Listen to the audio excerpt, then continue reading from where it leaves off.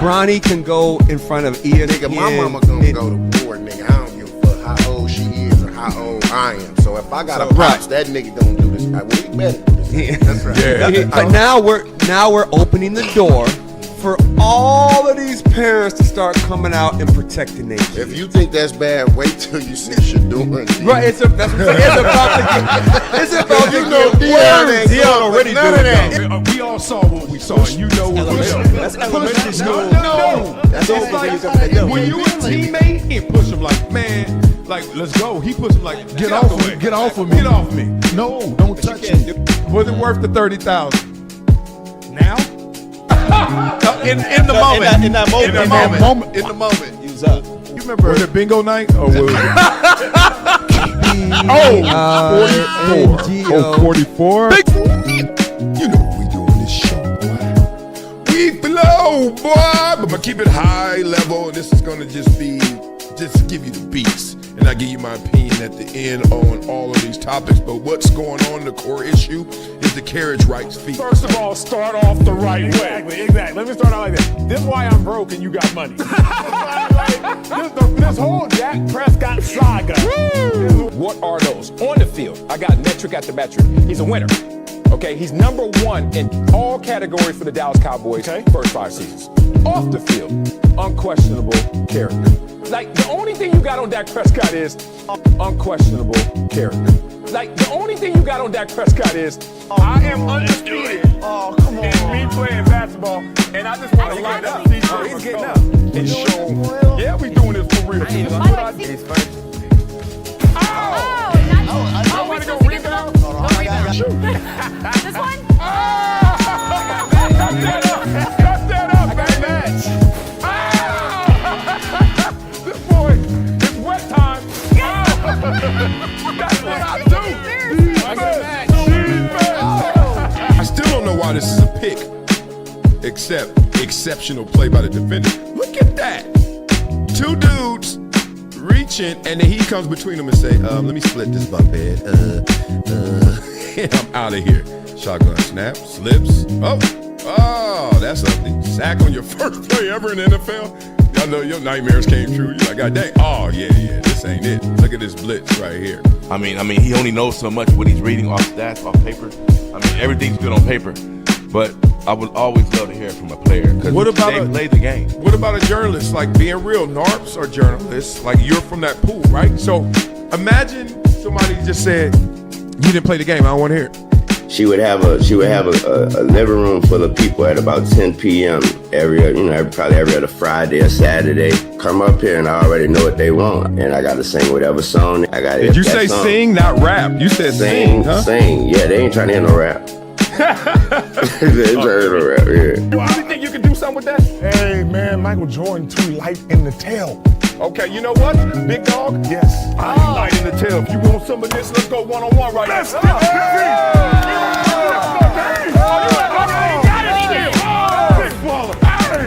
Everyone's playing the hits, but I'm a DJ. And one thing I know from my DJing experience is that you don't just play the hits. You play things that people haven't found out about yet. Discovery. Not up to me. I don't have this ego where I'm a buck, talk trash, and be like, yo, I don't like this. I don't like this. I'm gonna be like this. All right, I got enough talent. I got enough belief in me. I know what I want to do. Yep, let me go do it.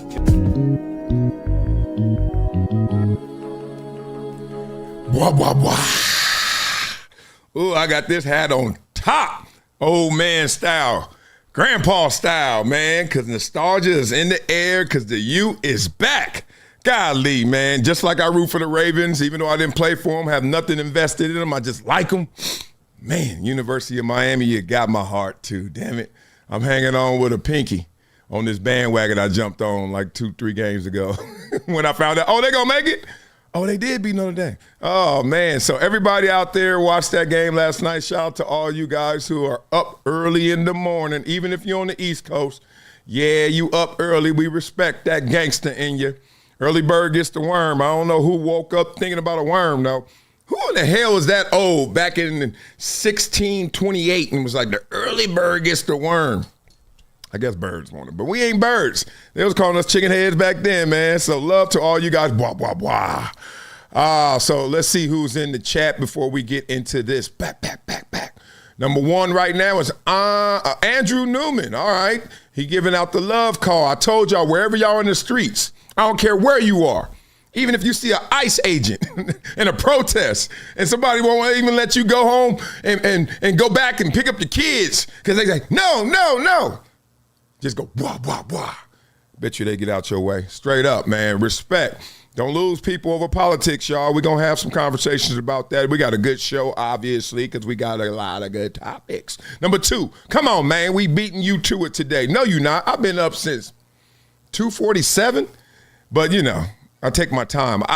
Nothing gets done without a deadline, so I'll wait till almost 5 o'clock. All right, let's go. All right, who's number 3 today in the chat so far? Number 3 is TC210. What up, boy? Good morning, everyone. I just saw the highlights from last night's game, and it was a great start to this 5-day stretch of playoff football. Yeah, everybody about to get fat. I'm telling you, take your Ozempic shots right now. Take your Ozempic, because if you don't, you're going to be fat when it comes Monday. Everybody ready for it. All right, let's get into it. We ain't got no time to wait. What happened last night? Let's see it. Does he get another opportunity? 3 receivers bunt to the left. Becca's looking that way. There you go. Get over here.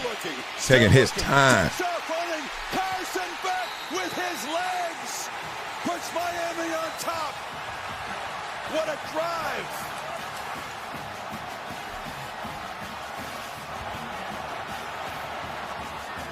I was hyped like Columbia won. He ain't happy. Coach like, damn it.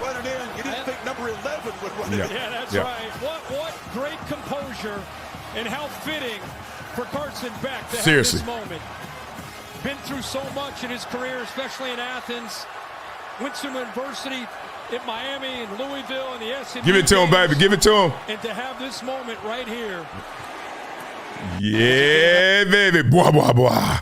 We're not done with that game. Obviously, the benefit of watching this live stream is you get to see that right now, because I'm sure when it goes to the replay later on in the day, they taking that down. But we got to see it right now. All love. Oh, man, it's so exciting, especially Carson Beck, right? Carson Beck, 7th year in college football. I hear you. That's not fair. 7th year. He my age. He playing college football still. And his maturity shows. Another thing that shows about Carson Beck is if you look at him, they always say back in 1600s as well, the eyes are the window to your soul, right? Your eyes. Just look someone in the eyes. It's the window to your soul. You look at Carson Beck's eyes, you don't want to look into that soul. I don't know what the hell he be thinking and looking like. He just be looking like he in the zone. He's suited. He all right? Is everything okay, Carson? You just qualified for the national championship. That's a home game for the University of Miami. Oh, man, that's going to be so dope to see. Respect to the Canes for what they doing out there. So good to see. But, hey, that's how it ended. But that ain't how we got there necessarily. Did y'all see this moment? Crack me up. Look at this. Coach is happy. Get the fuck off me. This game ain't over yet, punk. That cracked me up because I was like, yo, it's 18 seconds left in this game. And as soon as I saw that, where did my mind go? Come on, trivia. My mind went to, golly. There were 13 seconds left on the clock when the Buffalo Bills were playing the Kansas City Chiefs. And what had happened was that was one of the most epic collapses, and I've been a Buffalo Bill, so obviously the Music City Miracle counts. But I was watching that game with my son, and him and I have never went to the depths that we went to that day. We both were losing it. How? I mean, just couldn't even move. All your plans canceled. I actually was supposed to go somewhere that night. Didn't go. I was like, nah, I ain't in the zone. Last thing I need is cocktail party behavior, right? And also, there's a lot of people feeling like me in Mississippi right now. Not just because they live in Mississippi. You stupid. It's because of this. What is this? Stribling trying to make a play on Hey, what's that? Just a Hail Mary. O'Connor grabbing both guys. Yeah, O'Connor there. The defenders doing their jobs. Really no chance. That ball goes. Hold on. Let's see it again. To the back part of this end zone. No chance. No chance. He just turned him. Look at this. Watch this. Look at this. Right now. Look at it. Number one. Watch him. Watch the turn. To the back part of this Yanked. end zone. And he touched it. I know Chandler's like, yo, I mean, he could have threw even more catchable ball than that because that even though he got his hand on it, that's going to be out of bounds probably, right? But the point is, that's going to be a regret moment. It's like, golly, they didn't call that. Golly, man, if I would throw it just a little shorter. Point being, they should call that. I am not a part of this world and this role of unspoken. Can I speak? Unspoken rules. I hate that. And I hate when we get in moments like this, we're like, we're going to swallow the whistle. We've been playing this whole game. Have you been swallowing the whistle? No. So why does context matter in swallowing the whistle? Who passed that mental legislation that says, oh, in these moments, let it go? Let what go? That is pure advantage defense if you're just going to let it go. I understand. They explained it as mutual combat, mutual warfare, or something like that. That sounds good, but the reality is beyond those little cute words is, the hell you doing? You can't be, he grabbed him once again. Let's see this one more time. They're going to take all this down. Look at this. He grabbing him 5 yards before he get in the end zone, and even more right then. Oh, that's horrible. Now, I will say this. Everything I said kind of you rock with, right? You're like, damn, Wiley, you kind of got a point there. What's up with this? Imagine you saw this, a flag. No time remaining, you saw a flag. 15 yards in college, not spot foul like in the NFL. Wouldn't be at the 1 yard line. It'd be 15 yards, and they got to do it again. If you're in Mississippi, I know how you voting on that. If you're not in Mississippi, I know you're like, shut up, game over. I don't want to hear nothing else. Well, when the game was over, actually some of the best commentary occurred. Listen to this. One thing that I think we've been able to witness firsthand, if you're a coach watching this or a GM watching this, while you're chasing 5 stars and agents, free agents, and everything you're dealing with, you better build a team. Indiana, they don't have a lot of 5 stars. You know what they got? They got a team. This is still a team sport, and it's about winning games. Did you hear Miami when they got up on Jacoby Thomas? I mean, he almost had tears in his eyes talking about, I'm going to play for my guys. Like, if you don't build that and you just chase 5 stars, you're never going to be here on that stage. You better stop chasing just this craziness, and you better step back and say, if those are your demands, get out of here. We're going to go find guys that want to be a part of this and want to play, because that's what's getting here. I love that. I love that part of life when you just sitting there nodding your head. You're like, yeah. Oh, yeah. He right. But if you ever been hiking, I used to go to Runyon Canyon a ton when I was skinnier. And I'm going to go back since now. Guess who feels better? It's your boy. So one thing you learn about hiking, it's a life lesson. One thing you learn about hiking is, I gotta turn that TV off. Turn the TV off, Kendrick. There are many paths to the top, all with different terrain, different obstacles, different things presented, smoother roads, paved road, the bushes, the dirt road. Everybody got a way to get up there. So one way to get up there is the 5-star route. Think about it. Ohio State last year won it all, right? How did Ohio State win it all? They paid the most. Who you paying? 1 stars? No. Okay, so we get it.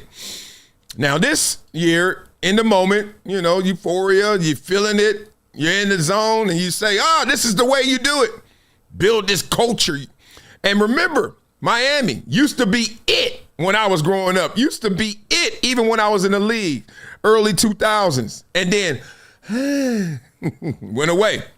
Just want to remind all y'all who are supporting Stephen A. Smith when he clowns the Jets. I can always bring up the Chicago Bulls. When I was growing up, the Chicago Bulls couldn't be stopped. Now, can't get them started. See what I'm saying? So miss me when you start talking culture and, you can't go there. You could do whatever you want. You don't have to go somewhere and just carry the torch because it's already good. You can go somewhere and light the torch. That's how I got to Columbia, because my coach said that exactly to me at the Empire State Building. I said, that is interesting. Go somewhere and start some stuff. You ain't got to go somewhere where it's already rolling, dominoes falling. So I hear you, Kirk. You know I love you, big dog. At the same time, I think other ways are true, too. As they say, 2 things can be true at the same time. You could build a culture with 5 stars. Are you kidding me? Half of the 5 stars, if you got a 4-year window of players, freshmen to seniors, and they're all 5 stars and you bring them all in, they know each other already. What do you think they've been doing on the circuit and all them 707s and them flag tournaments and them Air 7s and them skill academies and them 11-on-11s and then going through just their own travel through their leagues? These kids know each other. They see rankings. When I was growing up, it was Cal High Sports, you know? You looking up in the magazines, you flipping. Oh, I heard of him. Oh, I know him. Oh, that's Stace Bozeman. Oh, you know what I mean? You know of, and then you know him. You get on a team with him, obviously you're going to have to compete. You got to have that fakeness. Every team I ever been on, we lying to each other. Ain't no damn way I want you in front of me, bruh. I don't give a damn your name is Bruce Smith. I want to start. Come on now. First level of life, first law of life is survive. Right? We're here for survival of the fittest. After that, after I survive, it's time to thrive. I'm on the team. I made the team. I'm here at practice. Now it's time to eat. And I'm going to eat what I kill, and I'm going to kill your ass. Before I play another team, I got to kill you so I can get out there to kill the other team. So I don't like you think I do, even though I love you, bro. You ever been in a marriage, you know exactly what I'm talking about. You know what love and like looks like, different things, right? Love and like, I don't like my wife right now, but I love that girl. I don't want nobody else but her. But damn it, I don't want her right now. She is a mess, right? And vice versa. So miss me with that. There's other ways up to the top of that mountain. I'm getting a little perturbed that people are saying, don't go to that situation. What's going to happen to you? You suck if you can't make it better then. Say it. It's okay. Now, certain positions, you ain't got the chance to even make the impact like you think you can. No. Certain position. You go grab you a bomb-ass D tackle, number 1 overall, to a sorry place like the Raiders or something. We need a quarterback. That's cute. That's real cute, boo-boo. We need a quarterback, right? So if I'm a quarterback and I could go to the Raiders, I ain't set tripping if I believe in myself, know that I could do it. I'm not pulling the Eli Manning. I'm not pulling the John Elway. It worked out for them. Good for them. Not to slight it, but I ain't. I'm going somewhere to light the torch. So if I'm Fernando Mendoza and the Raiders call me, I'm running. Como se dice, running. Todd McShay, draft expert, put out his mock draft, and he talked about Dante Moore, the Oregon quarterback, and he was saying, hey, if he was him, nobody wants to play for the Jets. Well, if you're going to be the 2nd pick overall, now I would hope that Dante Moore would go back and play a little bit more because I've talked about this. I got to have at least 30 to 35 starts, maybe even a little more than that, to get a true sense of just how good you're going to be, because too many teams make the same mistake. Hey, that guy had a great season. Trey Lance, Zach Wilson. That's not enough. You got to have at least 30 to 35 starts in college football. Now, I can go to Bo Nix, Jaden Daniels. They had over 50 starts. And you have that bonus COVID year, though. But Dante Moore, should he go back to Oregon? Well, I'm curious, the end result of the playoffs, let's say he wins the national championship. Could he supplant Fernando Mendoza as the number 1 pick in the draft? It would be really difficult to pass up on that if you're Dante Moore. And from what I've seen, he looks like he's a really good quarterback. But, you know, the UCLA situation where you get injured, you're not playing, and then you end up at Oregon, Oregon can make you look a whole lot better than maybe what you are. I mean, Dylan Gabriel, he played a lot of games, and they won a lot of games. He's probably a career backup quarterback in the NFL. Bo Nix went to a couple of different places, and you're playing big-time football, when he transferred to Oregon. And he's proven that he's probably a franchise quarterback. Joel Klatt, Fox college football analyst, on the advice that he would give to Dante Moore. If Dante Moore called me today and he said, hey, what should I do? I wouldn't blink an eye. I would say, go back to school, because it's no longer just a financial decision. He can make life-changing money at Oregon, much less the National Football League. Yeah. He had those comments with Colin Cowherd. Yes, you can make $4 or $5 million. Now, you want to get into that second contract when you get to the NFL. But now you're kind of making that amount of money, 3.5, 4, 4.5. You got Oregon in the semifinals here. What if you play for a championship? What if you win a championship? But I don't see these kids going, hey, I don't want to play for the Jets. Like at some point, the Jets will be a decent team, competitive team. I really feel that way. Now, it might not be in my lifetime, but I'm just saying that there will be a moment where the Jets can actually be formidable if they start making these smart draft picks, these smart decisions here. Blah, blah, blah. Let's get up out of there. He said what I said, but at the same time, he was scared to say it. I hear you, Dan. But I remember when I played in the NFL, 1997, and then when I was with the Buffalo Bills, we had to play the Jets twice in our division. And guess who was the toughest team to play when I was in the league my first few years?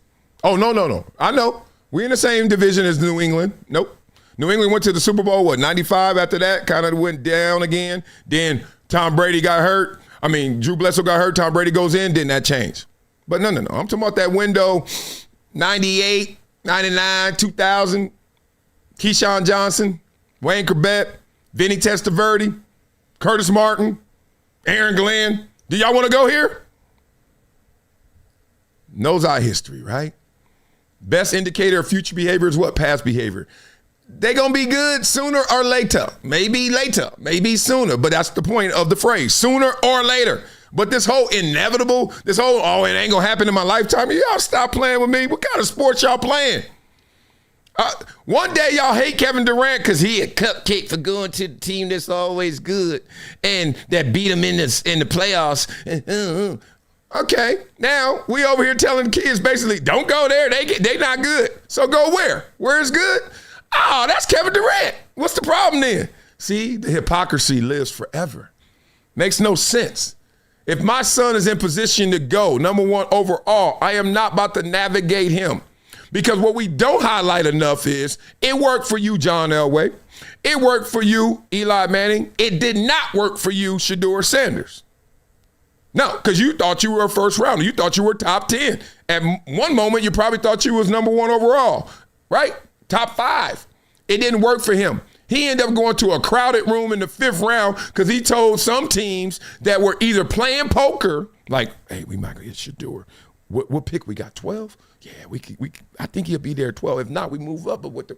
No. And somebody walks in. Hey, Shedeur said he don't want to come here. What? Oh, all right. I never want somebody who don't want to be there, right?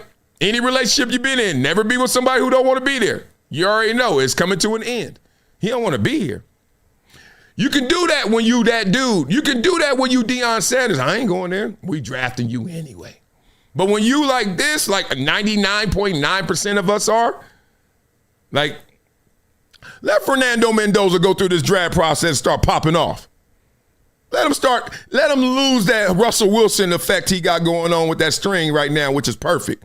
Cliche, everything textbook. Let him get off script. Next interview, you hear him, he's like, look, just won the Natty, undefeated. Y'all thought we couldn't do it. Indiana. What happened to Indiana's culture? Remember? They sorry. They're never going to be good. Basketball town, basketball college. And then what? Kirk Cignetti shows up. He like, Google me. What y'all talking about? What if Kirk Cignetti had the mindset that we trying to project onto these kids? We adults, and we telling these kids, no, avoid that. No. What if Kirk Cignetti said, no, I'm not. I'm waiting for the LSU job. I'm going back to Alabama. I'm gonna go. You ain't got no Indiana. Y'all some punks. I swear some people some punks. Don't be a punk, right? That's punk behavior, auntie behavior. I don't want to deal with it. Deal with what? Adversity? Let's go. Do you know how you will be celebrated, how you will feel in fulfillment if you go somewhere and light the torch? Kirk Cignetti has lit a torch. He ain't going nowhere. I stay in Indiana. When I'm dead, bury me on the field. Right there, the 50-yard line, I want y'all to cut a little hole, a C. I want you to put a little C right there. Put my ashes right there and then cover it up with clear. And I want something clear, like plastic. And I don't even want no turf on it, just a little C with my ashes sprinkled in there. And before night games, let some light come out of it. Wow. To the heavens. I changed this place, partner. I ain't no punk. I ain't going somewhere where it's good. So the point is, don't tell these kids to do that. Let these kids fall where they, let the chips fall where they may and let them play them. Simple as that. That wasn't at Dan. That's just at anybody who's like, I don't know. Y'all doing this to these high schoolers. Your kids getting ranked. Your kids pretty good. We got to go here. No, let's go here. Let's go here. Next thing you know, you a 6th man at an all-state team when you could have been the man at the local high school. Playing all out of position. You ain't getting your reps. You ain't getting your time. All that crazy stuff. People go crazy with this stuff. I'm here for you. All right, let's beat it up in the comments, see what y'all talking about. Who's number 1 right now? Oh, we got a super chat. Super chats win because they gave up money. I see you, Andrew Nance. Thank you for the money, man. Blah, blah, blah. That's stupid. All right, love. Who's number 1 right now? Pull up at Legends. Why y'all keep talking about Legends? What's Legends? Oh, Coach JB. I'm like, what is Legends? Everybody in my chat talking about Legends. I'm like, what? I mean, I ain't no legend. I mean, they call you a legend too when you retire from the NFL. They're like, you're a legend. I was like, nah. Y'all just trying to market it and get some money. No. But yeah, the goal is to pull up the Coach JB. I got to look at my son's basketball schedule, but it looks like he's not playing. My son's knee is a little sore, so he's 10 years old. Let's just say we're not going to push it. You know what I mean? He on IR for the week. I don't think it's that serious. You missed the tournament in January when you were 10? Or you limping for the rest of your life. So I think I'm pulling up, baby. It looked fun. I don't even know what's going on. Coach JB invited me. Darnell going to be there. I'm there. Who else going to be there? All right, number 2. Who is number 2 in here in this chat? You better hurry up and show up. All right, number 3 is Moore can stay in college and make more money. Yeah, but you're not making more money because you know it's coming to an end. It's like, do you take the job that is comparable in the beginning stages of making money, but you know the second contract, the payday is good, and everything that comes with the money of the NFL prestige versus college doesn't even compare? Or do you stay here and say, I'm milking it? Well, you know if you stay another year, guess what you got to deal with? Arch Manning is going to get drafted before you. Memo to all of college football. If Arch Manning does what he did this year, he going to go number 1 overall. If he improves, which he should, it ain't even a conversation. Don't even show up to the combine. Don't even go to the Heisman Award ceremony if Arch Manning is playing. So this year's Fernando Mendoza, next year's Arch Manning. Everywhere you go, there you are. Come on, y'all. So let's leave that alone. All right, let's leave something else alone. This is interesting. A lot of people got a gripe with Myles Garrett, just like they had a gripe with Michael Strahan when Brett Favre laid down and gave him that sack. People looking at Myles Garrett's sack a little suspect as well. Only one really unscathed is T.J. Watt's sack. Ain't nobody tripping on that. But the record is Myles Garrett, and here's the problem. Garrett, yes. Congratulations, Myles Garrett, breaking the sack record. Let me hit the round of applause. Congratulations, man. Let me hit the round of applause, man. What a man. Yeah. Did he? Yeah, he did. Yes, he did, Mark. I mean, again, you don't watch football. You're not the Redskins. Let me hear it, though. Michael Vick is retired. What else? I took math, though. It's not about watching football. Okay, so 23 is higher than 22. Yeah, if I get an extra day to do it. I did it. See, I don't like that. I don't like that. Look, so if that's the case, the record should stand from the 14-game season then. I think so too. That's the record. I don't like. I don't like that. It's just like if Wilt Chamberlain. I know y'all don't believe it. Yeah, I don't believe that shit. But like Wilt Chamberlain has 100 points in a game. If you added a fifth quarter to the NBA. True. And then suddenly somebody comes up and drops 108. That's a good point. I'm not impressed by that shit. You never been. Blah, blah, blah. Not going to stay too long on this one. You know, Curtis Blow and them back in the days, if you guys even know who Curtis Blow and them are, but some old school rap, you know. And there was a song that used to go, and all the old people, this is when rap first started, it was coming off of like funk and disco. And the old people were doing that. You know, your daddy'd just be like, boy, I'll be back later on tonight. And he'd be dressed to the nines. He's like, Daddy, where you going? Oh, I got a couple places to go. And he'd be like, bounce. You know, all them songs, rock, skate. That was him. So rap was borrowing from what your daddy and them knew to get the kids, right? Right? So all of a sudden there was a song, These Are the Breaks. And that was something your dad and them would rock to, but it was really for us. And that's how they merged it. Myles Garrett, these are the breaks. You know, Mark Lamont Hill, these are the breaks. 14-game season, 16, 17. It's going to go to 18. What you going to do with the records? Casualty of war. Casualty of evolution. That's all. Simple as that. Nothing else. Nothing that deep. We can't do nothing about it. What are you going to do? Have 8 different records for the same record? Well, he has a 14. He has a 16. You can, but ain't nobody listening to you. When you bring that up at the cocktail party, people are like, man, if you don't stop, who got the most? That's all they want to know. Who got the most? Simple as that. And that's where we are. So another place that we are is talking about the NFL playoffs. It's like we start with ball. We start with what happens. Our show structure, if you want to understand it, is we start with what just happened, and we start usually at the lower levels, minor levels, college levels and stuff. Then we go pro. Then we get into that gangster. What these people talking about in these streets. Stephen A's response to Garrett Wilson. We got Acho taking shots at Chad Ochocinco and Shay Shay. Whoa, didn't see that coming.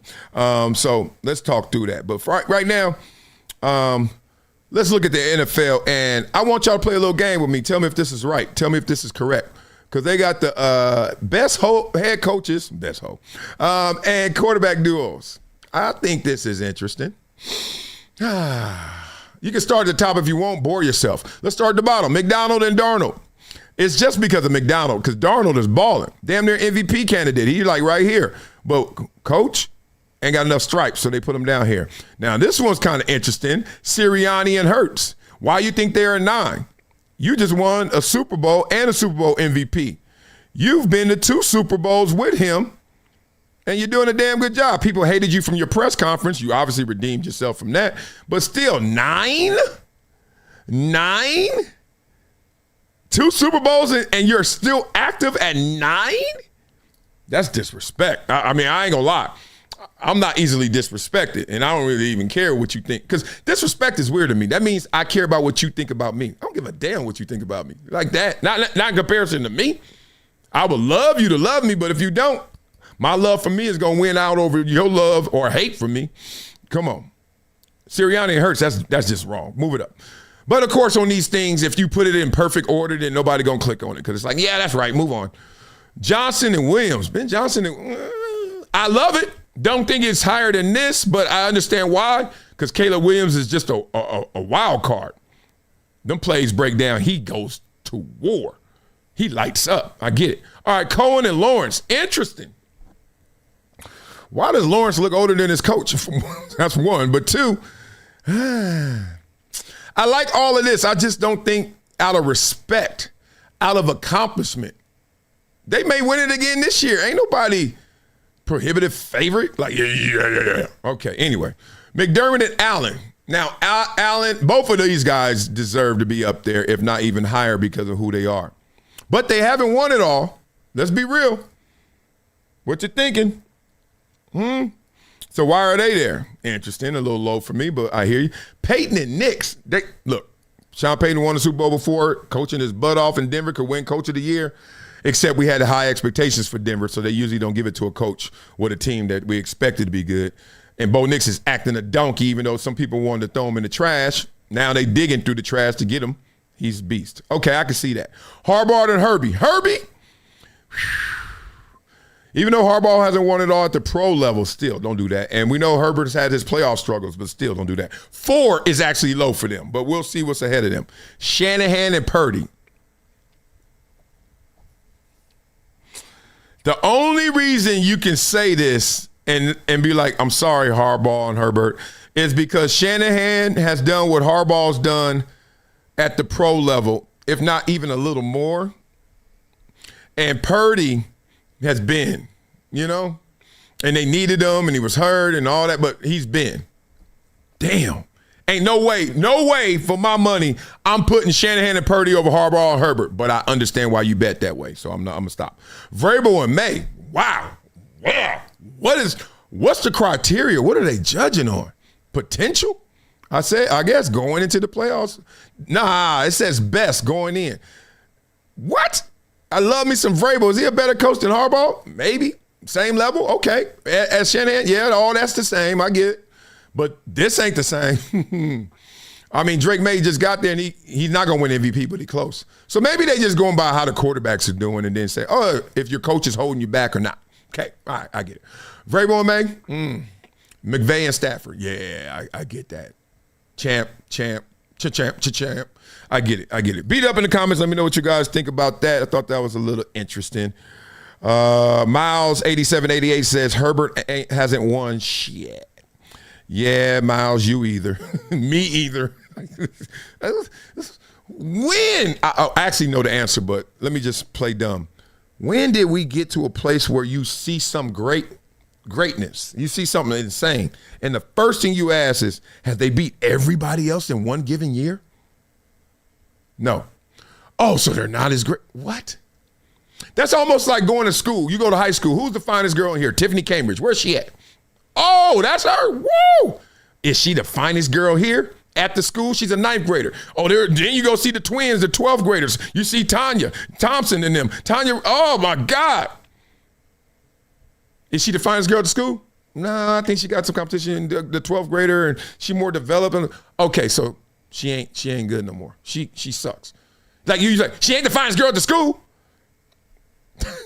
We do this nowhere else in our world. Man, my boy got money. My boy rich. My boy this. Is he the richest in the world? He got more money than everybody in the city. So unless you're Dr. Patrick Sung in L.A., if you ain't him, nobody else in L.A. got money. Because he the richest dude in L.A., they say, when Steve Ballmer goes to Seattle sometimes. But, all right, so Steve Ballmer. So Dr. PSS ain't got... Boy, you gotta, sometimes when you're texting, sometimes when you're writing, sometimes when you're talking, as Thomas Sowell says, is he a doctor? He should be. Yoda, I call him Yoda. Thomas Sowell says this, doesn't matter how smart you are, stop and think. What the hell are you talking about? Okay? Silly. Has he won it all? Dan Marino ever win it all? You trying to tell me he ain't great? Miss me. All right. Miles also said that Josh Allen was premium mid. Oh, you're just a negative dude. Let me find out you in the basement. Come on, man. I'm in the basement, but I ain't negative. Why you? Come on, man. Smile, brother. Smile. Okay, we got a milestone right here. Let's give some love. Let's switch gears, go to the NBA. I love it. Fastest to reach all-time 10,000 points. LeBron James was 23 years young, 59 days.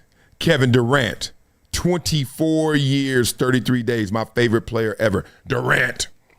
And now Anthony Edwards. Great company to keep. Okay, so obviously in celebration, it's a celebration of Anthony Edwards scoring 10,000 career points. Ant-Man, how you feel about this accomplishment, my dog? It's cool, but I know I got a lot more to go, so it's really nothing. Even when you see the company that you're with, LeBron, KD, your favorite player growing up? Yeah, I'm kind of sick that I got it from the cold. I wish I would have waited like 100 days or something, but yeah, it's all good. I think when you see blah, blah, blah. Beat Kobe to it, but at the same time, LeBron, KD are safe. Anthony Edwards, let's have a little conversation on Anthony Edwards. Interesting, like tremendous career so far, obviously by this accomplishment, validates that. But let's look a little deeper than that. Because Anthony Edwards, keys to the franchise, yes. Keys to the NBA, no, because I don't want them. Anthony Edwards has decided to live his life and let the NBA tell the story versus him living for the NBA so that they can tell that story. And there's different paths, right? There's a Tom Brady persona and personality, that gives you tremendous opportunities, but also puts you in a little bit of a box, puts you in a limited prison of sort. The prison is this. There are rules. You can't go everywhere. You can't do everything, right? Tom Brady goes on a yacht, divorced with some youngster, and literally people got something to say. Now, if he wasn't a face, if he was just a baller, if he was like Anthony Edwards, we see that, we're like, that's Anthony on his off day. That's Anthony on New Year's. See what I'm saying? So those lanes, Anthony's still getting opportunities. You still see him in commercials. You still see him doing all his things. Not as many as would be. Not as many as could be. That's the thing. Trust me. When the NFL or NBA is behind you, it's a whole different animal. I'll give you an example. I was a player rep for 9 of my 10 years in the NFL. So that means you basically, at that time, you go to Hawaii, free trip, you get to bring your boys, and then you go out there, and all day you're going through labor union meetings. Sounds boring? Really, it's not. It's actually fascinating. They peel back the layers and they take you behind the curtain of the business of the NFL. And then you get to also see the civil war between the NFLPA and the NFL and its owners. And every time we hear about a CBA and we hear about labor extension and things of that nature, they're prepping you for that. They're letting you know how much you got in a war chest. First time I heard war chest, they were like, yeah, our war chest is at, I think it was 70 million, something like that. And I was like, war chest? And they were like, yeah, for litigation purposes to go at the NFL or to defend itself from the NFL. Every time you see them lawsuits, it costs. It costs. And vice versa. So the flip is the NFL, what was their war chest? I think their war chest at that time was like 700 million or something crazy. I was like, looks like big bank gonna take little bank. You know what I mean? That's why the NFL gets its way. The NFL literally starts these offers off with like, yeah, I think it should be 55-45. What do you think? Yeah, that sounds good for us. I mean, we're putting out the work and the effort and the players. We get a little bit more than you guys, even though you fronted the cash and you built the entity. But hey, we're the ones out there doing the work. We take it. NFL said, spare me the jokes. No. You get 45. We get 55. Without us, there's no you. Okay? Without us. Okay? There's no NFL. You want to go home? You want to go in the backyard and play? Huh? You want to go in front of the house and play? Huh? You want to go light pole to light pole again? Huh? You like that? Running into the cars in front of the house? You like that? No? You like that little dusty ass Jesse Owens high school you went to with them dirt holes? You like that? No? Yeah? Okay. So 55-45. Come on. No, that's not fair. Oh, God. There's no fairs here. We're at the Ritz-Carlton in New York City. There's no fair. You want to go down to Omaha and go to the fair? Go. Right now, 55-45. Let us think about it. Go home, NFLPA, leak this out. Court of public opinion. NFL's being unfair in their practices. Oh, no. Protesters next to that's not right. That's not fair. Pay the player. NFL come back. Oh, God, we got to deal with this. Time is money, and you're wasting my time, so you're wasting my money. Okay, 54-46. And they just play that little game until they finally get to it. It's crazy, right? That's how the game goes. So Anthony Edwards decided, I don't want to deal with that. So I'm a player rep. I'm in Hawaii. I'm flipping through all the marketing budgets. And I'm seeing all the deals that were made. They had this big, gigantic binder of all the deals every player had, like your trading card deal or your Foot Locker opportunity and signage. And this is all the stuff that was above board, on the table. There are a lot of deals you get. You ain't calling the NFLPA. They not calling the NFLPA. You just know a dude down there at Radio Shack. He like, man, can you come through and sign autographs for an hour? Yeah, I got you. $20K. Okay. The NFL don't know about that. NFLPA don't know about that. Just you and your boy, your manager, whatever. All right, go. Anyway, I'm flipping through. Where's my name? I'm looking for my name. And my name was there, and I had 7 deals or something. Me. Most people had more that were names. Trust me, I was on the lower end. But, then I said, I was looking through all these people, my position and stuff. I was like, damn, look at me. Jason Taylor, Eaton, good Lord, Miami, God, he the man. You're looking around, golly, John Abraham, New York, ooh, look at that. Then I said, ooh, let me look at Peyton Manning's. Let me go to the top. I'm not lying, y'all. I had 7 on one page. So there were other players on my page because 7 doesn't fill up a page. I think a page was 30 or 40 deals. So there was 2 or 3 players with me. I got the Peyton Manning. No lie, real life. In Hawaii, it was 99 or something. It was like this. This is what I did. It said Peyton Manning at the top. I was like, good. Peyton Manning. Oh, okay, the back side of the page too. Dual side pages. Peyton Manning. Next page. Peyton Manning. So that's 120 deals already, right? Peyton Manning. Peyton Manning. Peyton Manning. Peyton Manning. Peyton Manning. Peyton Manning. He has 7 pages. I was like, shit. Woo-wee. Oh, man. Crazy. All right, beat up in the comments. Let's get to the next topic after we see what y'all talking about in these comments. We're going to have a little bit of a LeBron talk, shall we? People want to see if LeBron is deserving of an all-star bid. That's interesting. Let's have a little convo on that.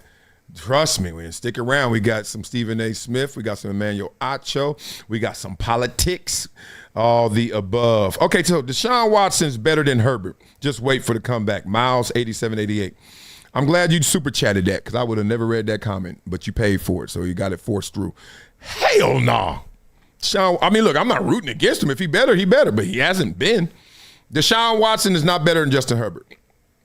Beat it up in the comments. Who's better? Who's had a better career so far? You got to count the good and the bad now. Don't do that. You got to count. Deshaun ain't won it all. He had to deal with that Patrick Mahomes roadblock too. And then Herbert certainly hasn't won it all, but golly, when he good, that boy good. That boy good.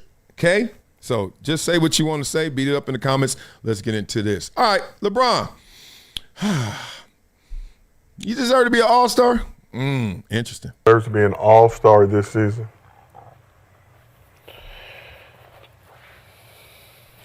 Yeah, why not? He's in LA. I mean, if that's what they want to do. If that's what they want to do, it's the appropriate thing to do. That's what they want to do. He deserves an all-star last year and decided to sit out. Boycott. Do you guys remember that? Yes, I do. Yes, I do remember that. Damn, that's the point. That's what I was saying about Norman Powell. Norman Powell had the spot. He didn't want to play. He didn't like the format shit. That's a good point. So what would be the point of doing Proved that? to be a wise Waited to the decision. last minute to say he wasn't playing. And shit was what y'all thought was some bullshit. But didn't I want to play against G Leaguers? That's cool, but wait to the last minute is some bullshit. Okay, he can make that decision. That's fine. I'm not talking about his decision. I'm talking about the timing of that decision so they couldn't put nobody else in that spot. Okay, you know that the All-Star game is going to be right here, home court, Intuit Dome, home of my Clippers, right? So, L.A., Lakers, LeBron James, come on, y'all. 23rd season, putting up 21 a game. Is he an All-Star? If he was weighing his options, King. Fuck all that, Josiah. That was just over. Fuck all that. Well, I really, really want to play, but that man knew he wasn't playing, man. Let's not do that, man. That man knew he wasn't playing that bullshit. That man Southwest like business. Huh? You know what? Standing on business. Cool. But you knew you were standing on business before making a point. Call somebody an all-star nod. He was making That's all I'm saying. So he's gonna make a point. Do he like this format? He may be more agreeable to it. Yeah, it's in Los Angeles, Intuit Dome. I mean, he got enough people rallying and lobbying for him. You know, Draymond. He's gonna lobby. He's gonna. For a few of the statements he made, I don't think it's his last one. If it's a fan appreciation kind of a thing, if it's like you putting him on just cause, but shouldn't be in replace of. If it's your last hurrah. Definitely. Like the Mike Mike's last one. Yeah, Magic Johnson. If that's the case, Returning, obviously, with it. But I'm saying, still, it was going to be the last one. Yeah, you know what I mean. Question is, they do it with everybody. No, that's what I'm saying. Can't make LeBron exempt though. No, we're not exempt. If this is his last year, it's not though. Right. So is his numbers right now good enough to be a fucking all-star over the guys who are actually balling? Well, guess what? So let me stop. Do you pick him over KD if you had to choose between LeBron James and KD? Chill. Well, LeBron's average 21. All right, blah. Simple question. We got time to let this one breathe, but I'm just prepping you right now. LeBron James, all-star conversation, all-star talk. LeBron James also saying, I ain't playing no back-to-backs. Why? Read my birth certificate. I am 41 years young. I'm done with that. LeBron James, obviously not the first option on his team anymore, but still putting up good enough numbers to be an all-star. Is he going to get the nod, the nostalgia nod? Is he going to get the nod? Fans. Because I know a lot of people act like they hate LeBron James. One thing I learned from sports, when you got a reputation, a lot of people hate you, that means a lot more people love you, right? They just get fatigued, just like you get fatigued of arguing with this dude who always hates you, right? Kendrick Drake argument. Remember that? You got to a point where you're like, just play the song. I don't want to hear it anymore. Stop talking about the embassy and where he is and what happened when they were on tour in 2013 and when he went on Sports Nation and dissed Kendrick in front of Marcellus and Max. Stop. Like, just play a damn song. Like, it ain't that deep. People be doing that all the time, right? So it's not that deep. You just look at it for what it is. He got the numbers. He got the name. Are you going to vote for him? Everybody, I don't like LeBron. Number one in fan voting, LeBron James. Unless it's somebody from China that's balling this year. Anybody Chinese balling? If not, LeBron James, right? Maybe Luka. Kids love Luka. So point being, my kids love LeBron because of Space Jam. Real spit. My 5 and 6-year-old are in love with LeBron James because of Space Jam. We literally had a conversation 2 nights ago. My little 6-year-old, who I shouldn't say little, she's gigantic. She's 99 percentile both, height and weight, and can run. It's silly. Anyway, She might be that Iowa State girl one day. I'm like, what is her size? Somebody beat it up in the comments. Her name and size, that girl that leads the nation in scoring, and she's gigantic. I want to know what she's 6'8", 300 something. She's gigantic. Anyway, so my daughter's on trending like that. But I was like, so who's your favorite NBA player? We were watching the game. She says, LeBron James. I said, really? He's the best ever? No. Well, maybe him or Kobe. I was like, wow, that's a pull. A 6-year-old saying Kobe, you know she ain't seen him play. So I was like, really? I said, who's better? She said, I think Kobe, but LeBron is my favorite. And then I said this. I should have stopped right there. She was perfect, right? And I said, so did you ever see Kobe play? She said, no. I said, you ever seen anything of Kobe? No. I said, why am I talking to my daughter about this? Some people going to ask me after this, why am I listening to Skip Bayless about John Harbaugh? Maybe he knows. Maybe he knows something. Standards are high. Play like a Raven today. Those are the standards set by Ray Lewis all the way back to the great Ozzie Newsome. And he went to one Super Bowl and did beat his brother on a very controversial non-call at the end of the game on behalf by Colin Kaepernick. But he did beat his brother in the Super Bowl. That was the 2012 season. That's a lot. See how they already just insert a little bit of like, just a little dust. Like, you know what I mean? Man win a Super Bowl. Oh, but it was controversial and you had to beat your brother. But go ahead. Little stuff. Long time ago. So I hope I have this number right. I think over the last 14 years, 8 of those 14, they did miss the playoffs. Right.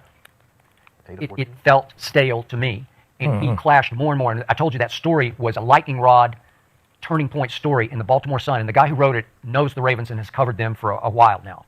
And I think it hit home with the owner, who's not prone to knee-jerk decision-making. This was a long time coming. And in that story, the report was that John Harbaugh was tired of Lamar Jackson's behavior, his falling asleep in meetings. They were just clashing. And Harbaugh defended and said, I don't know, I've never seen him sleep. No, they were clashing. And it did come down to those two. And the owner finally made what was not a knee-jerk decision. It was a gutsy, ballsy, courageous decision.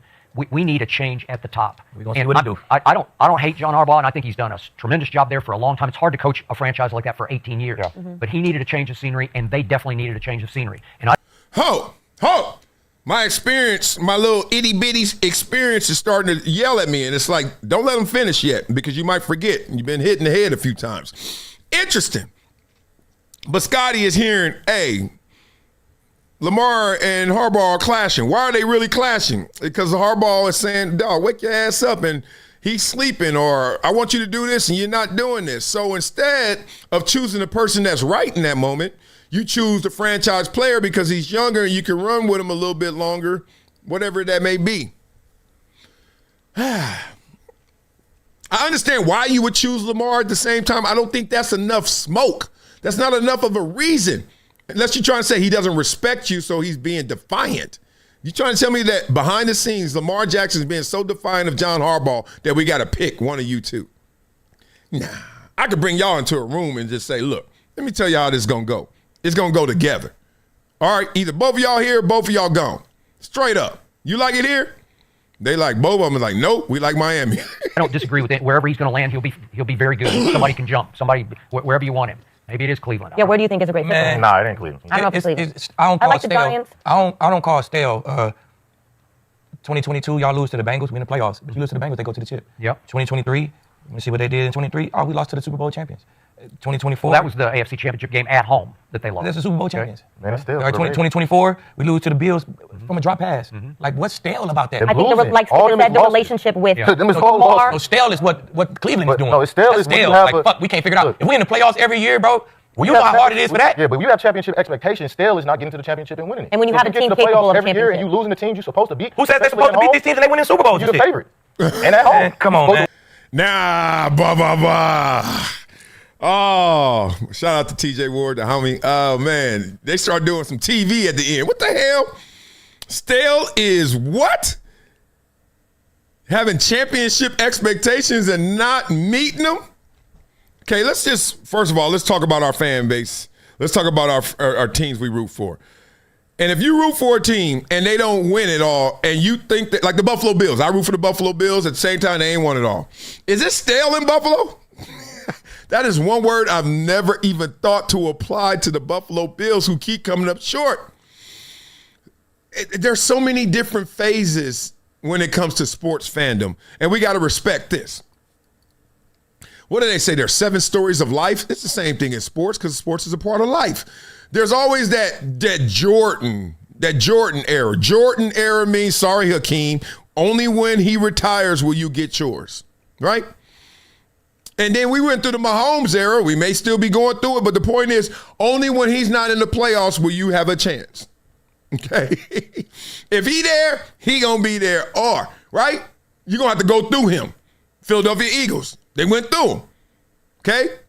Like, so there's a Jordan era, like, dog, I don't give a damn what. It's ironclad. If he playing, you ain't winning.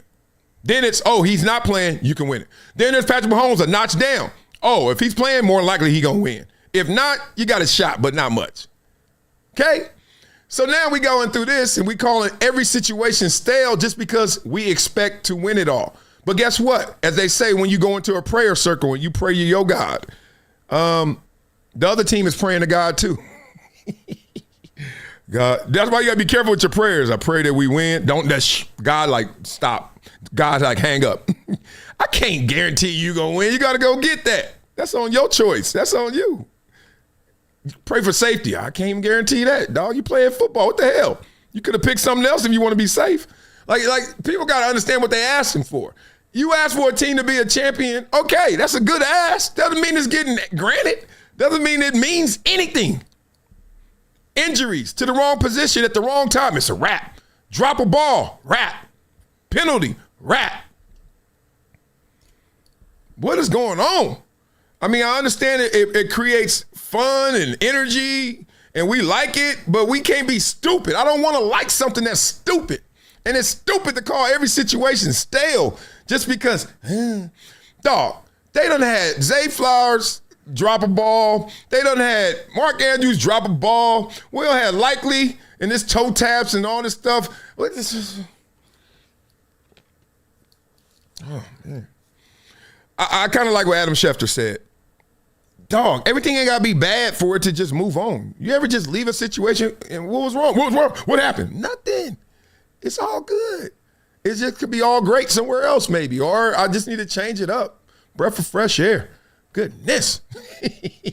We're going to make that situation bad. Oh, yeah. We ain't going to let Baltimore live like that. Lamar got to be asleep. It's not been a team alive ever that had a franchise player fall asleep in meetings. And I told you, everyone falls asleep in meetings. So I knew that report was true. And I wish Lamar either doesn't address it or just say, yeah, I fell asleep in meetings. Shut up. What do you mean? Stop trying to interrogate me. Just admit that. Everybody, raise your hand if you ever fell asleep in a meeting. Thank you. It's not that deep. So the point is, dog, they not cutting you. I fell asleep in many meetings. They wasn't cutting me because I was asleep. It always leads with the numbers. And it's not just production. It's also how much you getting paid to do what? It looks good when we're looking towards that. When it looks like we're going to achieve that. But when we start to fall short of that, everything else comes into play. Okay? And I still don't believe it was that bad. I think it came down to Harbaugh. They probably was like, look, dog, we already know the issues. Who cares? You got some people on your staff we don't want. You can't run this back. You got to give us at least, the fans need at least an impression, a change of complexion of your coaching staff. We need a new OC, okay? You ain't running Derrick Henry in the fourth quarter. My 5-year-old knows that. Not my 6-year-old who thinks Kobe's the best and never saw him play. It's my 5-year-old who doesn't know anything, knows, big guy, run. Give him ball, daddy. Give him the ball. She don't talk like that, but you get the point. Come on, y'all. Come on. Let's be smarter. Let's be smarter. And I told y'all, look out for Miami. Didn't we say that a few shows ago? That's why you got to rock with this show. We telling y'all, we giving y'all breaking news before they break it. Simple as that. So beat it up in the comments before we get into the Stephen A. Garrett Wilson clap, clap, back, clap, back, clap. We got to get into that. Y'all saying LeBron gonna get in with some honorary. Interesting. Miles says, damn, Miles, you number one for a reason. Some kind of honorary all-star if he doesn't make it. Let's be serious. I'll give it to him like that. And Audi Crooks is her name, 6'3", 350. Damn. I don't think I know a dude that's 6'3", 350. 6'3", 350? Because that's not really a D tack. I guess there's some D tackles, 6'3", 350. Probably some O-line, more of a guard. That's a big dog. Because I'm 6'4", but you 350? Oh, she'll give me work. I'll foul out. She'll have 30 points and I'll foul out. Ooh, that'd be embarrassing. This might be embarrassing too. Let's hear. Come on, Stephen A., let's go. A couple of things, my brother. You can take that screen on that tweet off, please. A couple of things, my brother. If you check the news, First Take, record ratings, #1 show. Come April, we'll be #1 for 14 consecutive years. That's #1. Number 2, with all the years of success that we've had, we've never had greater success on this show than in 2025. Thank you, thank you, thank you, and all the contributors out there. Number 3, Garrett Wilson. You're a good brother, my man, and I don't blame you for feeling salty about what I said. I wasn't talking about you. I was pleading for you to get help, meaning the kind of help Sauce Gardner got when they sent him to Indy, meaning the kind of help when the Williams got when they sent him to Dallas. I think players should be trying to get the hell up out of MetLife Stadium in a Jets or Giants uniform these days, more so the Jets than the Giants. The Giants got some talent, okay, and the Jets have some too. I was talking about the organization. The Jets are horrible. You haven't been in the playoffs since 2010. That's 15 years. Now, I didn't Google Garrett Wilson to find out how old he is. When y'all get an opportunity, producers, please remind me of how young this brother is. Let's say 25. Let's say 20. So, in other words, they ain't been in the playoffs since you were 10. Yeah. They ain't been in the playoffs since you were in junior high school. Let him live. Junior high school. What junior high school you went to, Garrett Wilson? I don't need to ask as a rhetorical question. They haven't been to the playoffs since you were in junior high school. And then we watched them this year. Now I'm fully aware of the fact that they were. Oh, my God. Ryan, Dan, somebody help him out. Y'all got kids. He has kids, too, but obviously he wasn't there when they were little. Ain't no 10-year-old in junior high. Golly. This is a super genius. What the hell? 10-year-old is a 4th grader. I got one upstairs. Anyway, let's live. Let's talk through this. I just think the core of the message is wrong. I understand the entertainment value. I understand the shock factor, and I understand what Stephen A. Smith is doing, and I love the game. At the same time, that's not the game that I think you should really play when you start to talk about an organization like that, even though you're keeping it real. Because you got to understand, when you say that about the organization, every player in there that's invested is going to feel a certain way. Okay? Some people just put on the uniform. It's green and it's white. It doesn't mean anything to me. And some people actually put it on and they internalize it and they start to bleed green and white. Right? And you got to think about it. If Stephen A., ESPN, horrible, the worst, it sucks. I'm going to start off again. ESPN, horrible, it sucks. Look at it, pandering. It's the worst. All they do, race bait. You wouldn't feel a certain way? You know what I mean? Oh, no, I'm talking about them. I'm talking about it. No, I'm talking about you too, because you are it. Remember, this whole culture, this whole entity ain't nothing but wood, plaster. That ain't it. We ain't talking about that. We talking about the people that make it that. The people that actually are the beings of a brand, right? So the Jets, which is crazy because last time I remember being on a field is when I got drafted, when my NFL career, the Jets were jetting. Jets were going to AFC Championship games, Rex Ryan and all that. Bill Belichick, Bill Parcells. The Jets were jetting. When I played against the Jets, I think I had a losing record. And I was on a damn good team. Jets were jetting. Keyshawn, Corbett, Curtis Martin, Aaron Glenn. And it's been a while, of course, to the point where that junior high 10-year-old, right? It's been a while, but so what? It's been a while for Indiana University. It's actually been damn near forever. What are we supposed to do? Get the jokes off, say what you say, mean what you mean. I get it.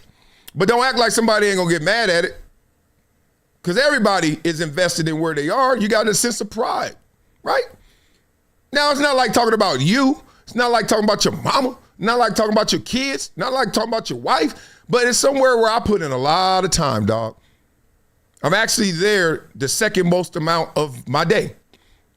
8 hours at home, sleep, couple more hours to chill and do stuff around the house.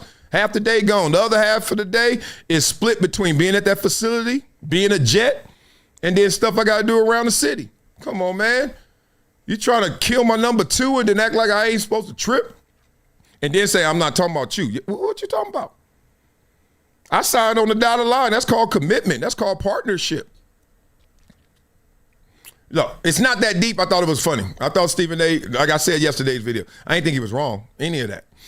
At the same time, it's not my flavor, right? 31 flavors, you try to get some ice cream, I'm not eating that. But at the same time, I'm not sitting there trying to yuck your yum. Oh, look what you're doing. So I thought it was a lot. I thought it was a lot. At the same time, you didn't have to go there. Or if you go there, don't act like you don't know where you just went. You know what happens. You know what that is. So let me know what y'all think and beat it up in the comments because we got a little bit more on that level as well. We got a little more beef in the air. Let's get the beef out the way, right? So we can get back to positivity. I didn't expect this to happen. I didn't see this coming, especially with this lineup here. So obviously you guys know TJ Hushmazala, shout out to the homie. Emmanuel Acho, what's his name? Something, he got a name that's like, you thought he would age out of it, but it's still Pooh Bear or something. Is it Pooh Bear? Something. And I don't know his name, but I see him a lot too. So, all right, here we go. Let's see what they saying, because I can't believe this all happened with TJ there, especially, but we're here. There's another show that used to come on at night. I don't know if they still do, because they're not on right now. Oh, wow. Yeah. You know what I mean? All cap, no night. Oh, so, like, there's another show that used to come on at night, and I just don't know if they still exist. Because how is this the biggest day in firings? Harbaugh gone. I heard one of the people on that show, a Hall of Famer, played for the Ravens. Ooh, yeah. And they not on right now. And mind you, it's not like they in the studio. You can't find a laptop where you are. Nice. Okay. Nice. Look at TJ. Look at TJ. No night. That was a bar. Blah, blah, blah. Okay, help me out before I go here, because I'm going to go there. Did I miss something? Okay, first of all, you know how the industry works. No friendly fire, right? Like, so everybody go act like they besties even if they ain't. Even if they don't rock with you, because a lot of these guys got different reputations privately than they do publicly. So it's a persona out there, hey, we good. In real life, if everybody was keeping it one thou wow, yeah, no, he don't rock with him, blah, blah, blah. But who wants to go there, right? Ain't nobody with the dust up. That's dirty. That's whack. But even publicly, did we have a moment? Did I miss something? Did my CTE kick in? I don't remember them having friction. All right. Even without knowing if they have friction or not, shots fired. So I know I've seen TJ on that show, Nightcap, before. Obviously, he's talking about Nightcap, but he's playing with the words and he's throwing shade at them. Maybe this is just competitive banter because of the same time slot. Because, you know, Nightcap comes on nighttime. Obviously, it's in the title. After games, they go on. After games, they come advertised as after games. Maybe they all just fighting once again. The scarcity mindset of, oh, ain't enough viewers out there, even though you two got the largest search engine in the world. And there's billions of people on this sucker, but no. Not at 9 p.m. Eastern. It's only enough for you and I. I don't know if that's the layer, and I hope it's not because that's too petty. But since I know all parties involved, let me just step into there and give you my 2 cents. Okay. So in this situation, you got Shannon Sharpe, you got Chad Ochocinco, and you got Emmanuel Acho. Let's just take Ocho out. Ocho don't play those type of games because Ocho has a different type of security. Okay? This type of security is I'm so good that, like, I'm good with myself, I'm good with my life, I accept my ups and downs, I am, that stuff just rolls off my back, like whatever. Like, you know, I really connect to Ocho in that way. I see him, I hear him, I watch him, and I'm like, that's how I roll. I get it. It ain't that serious. It ain't that deep. Like, even if I go there, move, man. Like, when you see Ocho flip the switch, when you see that competitive fire, when you see him really get hot 100 on something, he's still doing it with a little bit of a grin, right? He ain't tripping. Okay. So now let's talk about his partner, Shannon Sharpe, where if you really want to use some kind of like theatrical perspective, there's some blood in the water. People want to take shots. People want to say stuff, right? And we're not just talking about analyzing his work, analyzing things that, the lawsuit and all that stuff. We're talking about like really take shots. Because there's one thing to say, Shannon Sharpe said this, I disagree. Shannon Sharpe said this, I agree. It's another thing to be like, I'm just taking a shot at you because I ain't feeling you. What you ain't feeling, big dog? Which takes us to Emmanuel Acho. Because Emmanuel Acho, what I always told you about Acho, he wants to be a star. Now, I don't know if you guys understand what that really means. Want to be a star means you're going to do anything to shine. Some good. Some would say, I don't know about that. Okay? And there's a line that typically we all try to respect, but at the same time, when you see this type of shot, I don't know if there's a line. At least between those guys. But I'm a habitual line stepper because I go where I want to go. I'm going to be where I'm at. So I'm going to just tell you right now, Acho's coming for that crown. Once again. So I think that you saw the persona of Acho when he was at Fox, which was like, hey, I'm going to be, tucked. I'm going to be neat and prim and proper, all those kind of things, right? Buttoned up. At the same time, now he out here in the internet, these gangster streets, and this is not the first time. It's the first time I've seen it go at Shannon and Ocho and their show, but Acho, he's coming for it. And I like it. I like somebody go get it. Go get it. A lot of people are like, oh, no, but he's not going to do it the right way, or it's going to be, with penalty or out of bounds. I remember I was having a conversation with Max Kellerman one day, and we were talking about fighting. And he knows I don't fight, and I know he did fight. Like Max used to get into dust-ups, right? So we are laughing, and I'm like, dog, if I fought you, I would destroy you. And he was like, no, you wouldn't. He's like, dog, I trained. You know all that boxing and Krav Maga. I don't even know how to say it, Krav Maga. I was like, I don't give a damn what you know. I know 6'4", 280. I could grab your little ass. And he said, do you understand anything in the vicinity, anything that I can see and grab will be upside your head? Ketchup bottles, everything. We said this, and I was like, I never thought about it like that. He's like, dog, what's the problem? He's like, we having a fight. It all counts. It's a fight. And he took me to a primal way of looking at a fight.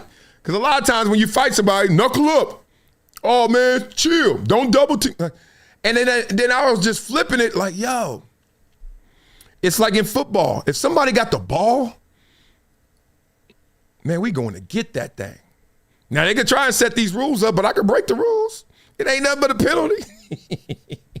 I'm just here to tell y'all right now, Acho is coming for that ball that Ocho and Shannon got. I think it's time slot more than anything because he ain't talking about McAfee. He ain't talking about Stephen A. He's like, no. I want that. So we're going to see what happens with it. On this show, we break the news even before they break it. So just be on the lookout for that as they go forward. All right, beat up in the comments. Let's get up out of there.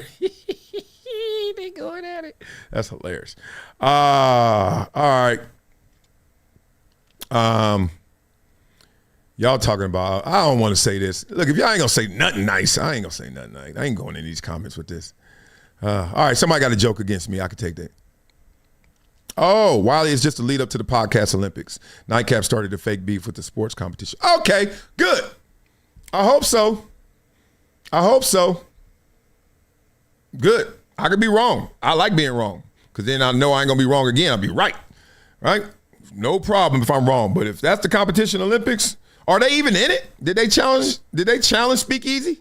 I didn't see Speakeasy in there. Whatever. Let's see. Nightcap. I don't know. I don't think Nightcap responds to that unless it's the competition Olympics. If it is a competition Olympics, they will respond because it's all in jest. If it's not that and they took that as like, And see, if you watch TJ didn't give off like this is funny competition Olympic stuff. He gave off like, oh, you really want to go after them even though I'm with them too. Interesting. All right, let's go into a little bit of a update. We go into a little bit of an update for this topic right here. And we got some new levels of conversation about Shedeur Sanders and his rookie struggles and how they overshadow the good. The reason I just want to show you this is because this is from USA Today. So now it's hitting like more mainstream conversation about it, right? And to a point where you get a Mel Kiper who has a passionate defense of Shedeur Sanders in his rookie season. And he's like, what the hell has he got to do? I said, okay, well, take me there, Mel. Tell me what he needs to do, or tell me what you saw from him. Mel, he replied. If Shedeur Sanders is going to be their quarterback going forward, I guess is what I was trying to say. It's got to be, Greeny. I mean, what the hell has it got to do? I mean, is it going to get into this negativity again about Shedeur? I mean, I don't know what else the kid needs to do. I mean, Josh Allen had haters in year 3. So if Josh Allen has haters in year 2 and 3 of his career, there's no way Shedeur can avoid it. But I've watched every play, every snap of Shedeur Sanders, and he should be proud of what he had to go through and survive and to come out winning that game yesterday, driving them down to get into field goal range inside of 50 yards to make that field goal and win it. After, like I said, it could have been 21-12 had Canelo caught the football. Drops hurt that team all year. To be able to show more mobility than anybody thought. The accuracy's there. Everything about Shedeur Sanders screams he's the quarterback. But if people are going to negative in April, they're going to be negative now because they're going to look, where is he ranked? Forget that. Look at the interceptions that were off of Jerry Jeudy, off of Judkin's shoulder. Batted balls like Burrow had one yesterday, batted in a pick 6. You blaming Burrow for that? No. You're blaming Shedeur for a couple batted balls that were picked off? You shouldn't, okay? So you're going to be fair here. So really, when you look at what Shedeur did this year, not having any training camp, never with the ones, defense, offense, be thrown out there, playing in brutal weather conditions, not in domes. That's not changing. That's not changing, though. Domes in great weather, in brutal weather conditions. If you're going to sit there and tell me you weren't impressed with the rookie year of Shedeur Sanders, I would say you weren't watching the same game I was. Okay, Blah, blah, blah.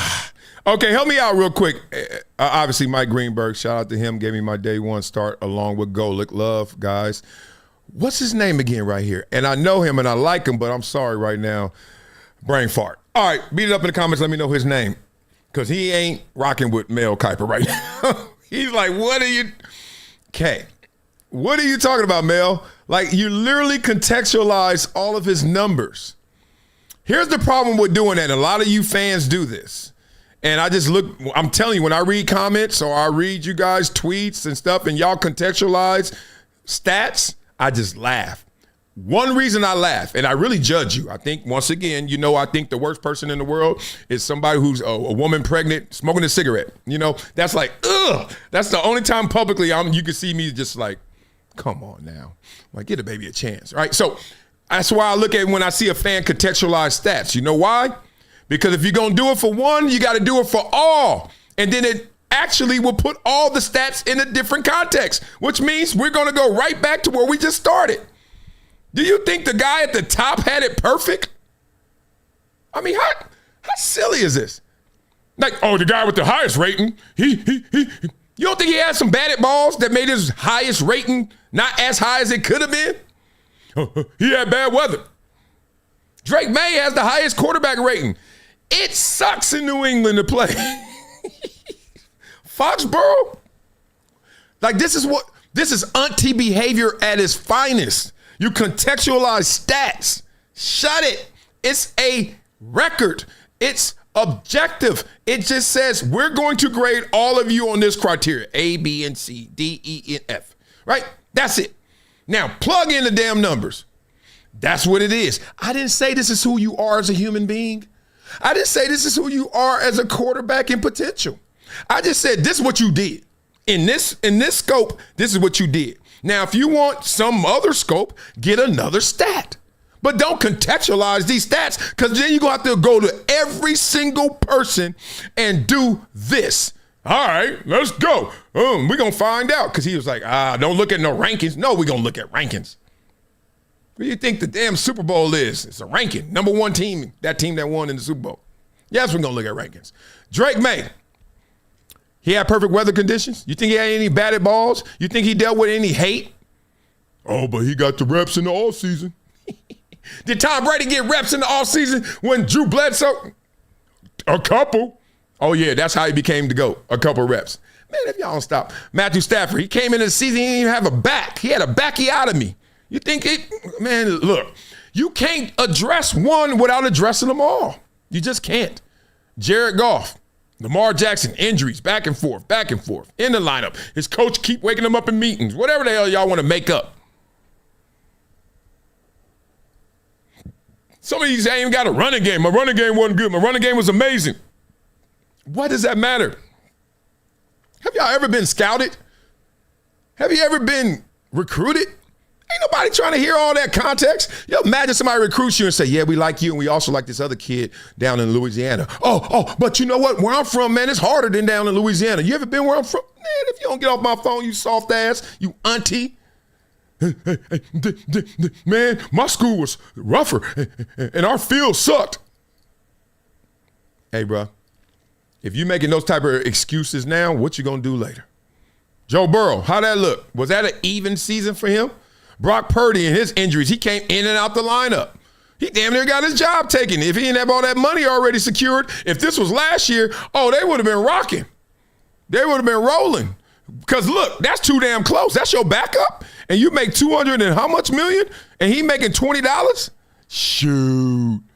He lucky he got paid. Brock Purdy wouldn't have been back. No. They would have rocked with, trust me, they would have rocked with Mac Jones. Anyway, Daniel Jones, he ain't even got an Achilles anymore. And actually, the one that he's going to get, the surgically repaired one's going to be better and stronger than the natural one, the one that God gave him. Uh-oh. So who knows how this going to turn out? Dak Prescott. Look. Okay, so anyway, we get it. We get it. Don't contextualize stats. You're auntie if you do that. You just sound, to anyone smart, you sound dumb. And I don't think you're dumb unless you want to be dumb and contextualize stats. Because everyone gets affected differently. Everyone got their hand up for an excuse. Oh, well, So let's keep going down this list. Okay? Because a lot of times when y'all not talking about Shador or you're talking about somebody you like, y'all start calling people like this a scrub. Oh, he balled this year, but he a scrub. Aaron Rodgers didn't play that well this year. Come on now. Y'all know I'm in these streets. Aaron Rodgers didn't play that well this year. Did he or did he not? That's like league average right there. They say 94, right? I thought he played well. Look at that, 24-7. Good Lord. Let's make sure that's the right one. Yeah. They smart. 24-7. Aaron Rodgers on his worst day is better than your favorite quarterback. Golly. Herbert. Okay. Brisket. I always call him Brisket. He looked like a big old piece of brisket. What's up, Jacoby? Okay, now we're starting to get into, you played well. You can see it. Like, look at the names and look at how they played this year. When they were healthy out there, all that. You see this. MVP candidates, 1 and 2. Oh, coincidence. These stats don't mean anything. Don't look at these rankings. Who's going to win the MVP? Number 1 or number 2? Keep going. CJ Stroud. Okay. You got that defense, though. Thank God. Jackson Dart. Oh, you lost your running back without that, but you were good. These are rookies. Oh, but they got reps and their teams are better. Jackson Dart, they ain't win with 5 games, did they? How many games they win? Didn't Shador win more games? The Cleveland win more than the Giants? Tyler Shuck came on strong. Still. Trevor Lawrence balled this year, and look at that. We ain't got there yet. We're going to get there. Any more rookies? Let's just skip past these people because, now, we're in the territory. Let me not skip. You see Tua. We're not contextualizing stats. Tua is 25th. Did he have a great year? No. Did he have a good year? Maybe, barely. No, you probably. Jaden Daniels, hurt. Come on, y'all. Bo Nix. We into where you like, I don't know about him. Spencer Rattler got hurt, benched, all the above. We in the space. This is the stat, this one slice telling you what I think. But the number 1 and number 2 are the MVPs. We're at Jameis Winston level, y'all. Just trying to give y'all context. This is what Mel Kiper was defending. Aiden O'Connell, and then Shador Sanders. Then Shane Buechele. I don't know. Jake Browning. You get into the people, I don't even know his name. Ooh, it's Shane Buechele. That's it. Context. I know it gets misinterpreted as, And the only reason I talk about Shedeur is two reasons. I told you that. I love his daddy so much, and I love like fraternity of kids. I love second generation. But two, because he's fascinating. Because y'all love him so much that I want to say, okay, I love his daddy. I love what he could be. Let's go get it. We're gonna talk about Shedeur a lot. Not hiding from it. Nope. I would do more Tyler Shuck, except when I do other videos like that, y'all don't want to watch that. I see the numbers. I'm like, all right, well. You know, if you I own a buffet and I'm serving all types of things. My last videos have been about Adam Schefter and Rappaport. You know, I've done videos on Jimbo Fisher, did videos on Lane Kiffin. This is in the last day. Then you do a video on Shedeur Sanders. It's a little different. So as I own the buffet, I'm just trying to figure out what to put out there. Oh, y'all don't want collard greens? Y'all want Texas mustard greens? Let me keep these collard greens. As simple as that.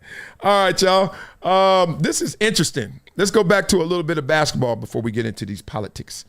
What do y'all think about this dynamic? I haven't heard this. Rich Paul kind of brought up a layer that we need to respect that's happening with the Lakers. He's trying to say, look, y'all keep talking about Luka. LeBron is necessary there. It's about LeBron. Yeah. Put LeBron off to the side. You know why? LeBron has his championships. He has his accolades. He's a first ballot Hall of Famer. He has all these things. Luka doesn't. No, he does not. He not. has the talent, but he hasn't won a championship yet, right? And if this continues, he never will. And this has to change. But there also hasn't been talk of, let's help you understand what it's like or how to win a championship. Oh, you mean the influence that LeBron can have on Luka? Of course. Yes. That is the money. Now you're talking. That is the money. Yep. That is what everything should be about. How are we putting people around this young man in the locker room? Attitudes, work ethics, professionalism, play, IQ, all these things. Because I can tell you something. When LeBron was 26 years old, there was no LeBron next to him in the locker room. Right. That's why he went to Miami. The comments that he made yesterday, when he came to Cleveland, there's tape of players saying, oh, he's going to have to just ride our bandwagon. You see the difference? What are you talking about, ride your bandwagon? Now, again, I know it could probably be taken out of context, but I'm just saying, don't take no years for granted. Don't pigeonhole the future. But if we're talking about a strength in numbers type of thing, and we're talking about strictly the focus on Luka, not nobody else. So to understand what you're saying, let me make sure I understand this. You don't throw a year away. No. Even if you think that you're not going to win a championship with this crew, even if AR is there, if he's not there, whatever, the value at this moment is that LeBron can impart to Luka the part of the journey that he has been on that Luka has not been on. Yes. And that has real value, not only in terms of the kind of run you can make this year, whatever that may be, but Also going forward for the franchise. That's a great point. Let me ask you a experience. question, and I hesitate to ask because, I mean, part of the intrigue of doing this show with you for me is that we have the kind of person who the public normally doesn't have access to peek behind the curtain. But on the other hand, I want to be a little sensitive to your actual business. So I'm going to ask you the question, but you obviously don't have to answer it. I'll decide. In your experience, has one, LeBron James approached Luka with that attitude behind the scenes, like, hey, let me give you this? And two, and this might even be more important, has Luka been receptive to it if LeBron has? I don't know the answer to that per se because honestly, I have not been in the weeds. So I don't know the answer to that per se. What I will say is from my experience, when you have a guy that's the ultimate professional in terms of habits, discipline, promptness, preparation, all those things, it's one thing to say something. It's another thing to lead by example, right? And Luka has always said the one player that he admired and LeBron was him. So LeBron's trying to give him the what was it? Yeah. Habits, discipline, promptness, and what was the other one? Preparation. Hit the He's trying to get. Yeah, but Luka, let me give you the hit But what I'm saying is, it's not so much as, everyone has pride, right? And that just reminded me, like, all right, Rich is so into, like, I'm about to drop these jewels, which he is, because this is fascinating. The access you get, even if he's not saying something profound, it's just the fact that he's saying it. And then when you add the level and layers, when he goes deeper, and he's saying, I'm not in the weeds, but I can say this. And you're like, wow, That is a super agent telling me that. Imagine when Jerry Maguire came out and then, the real life Jerry Maguire, who was Lee Steinberg, started just talking. You'd be like, damn, really? All that? I love it. But there was a first take moment right there because Max got a good joke off. Rich is locked in. It ain't like the same with Stephen A. They were actually issues and beef.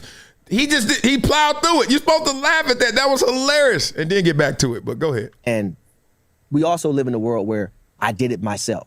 No one does anything by themselves, right? No one has a But if DIY you're Luka, kit. you just said it. This is your guy. You were the most precocious player to come around since LeBron. You were the best 21-year-old since LeBron, the best 22-year-old, or so it seemed. You keep dropping the papers, man. Oh, there we go. All right, he got him back. He said, you keep dropping papers, dog. Get it. Blah, blah, blah.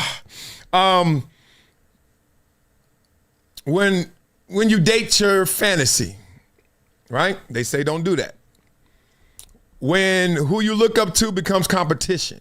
Like what we're having right here is this dynamic where it looks like from the outside, or a lot of us are making this read, where the relationship between LeBron and Luka, as good as it may be, is not as good as we thought it should be, or as it needs to be for them to get to where they want to go, right? And I think it's really almost like it's easy for Luka to say, hey, I grew up overseas and I love LeBron.